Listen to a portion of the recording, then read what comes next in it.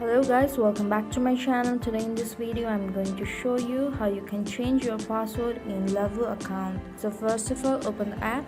Now after the app has been displayed on the screen, you will see profile icon at top left of the screen. Tap on that. On your profile screen, now you will see setting icon at the top left of the profile screen. Tap on that, and inside app settings you will see option for my account. Tap on that.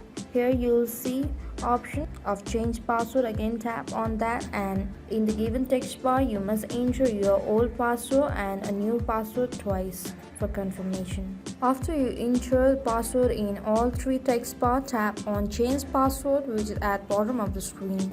It says your new password has been accepted. Simply tap on OK. So this way, few simple and easy steps how you could change your password in Lovoo account. I hope this video helped you. If you like our video, please don't forget to hit the subscribe button and like the video for more updates. Thank you.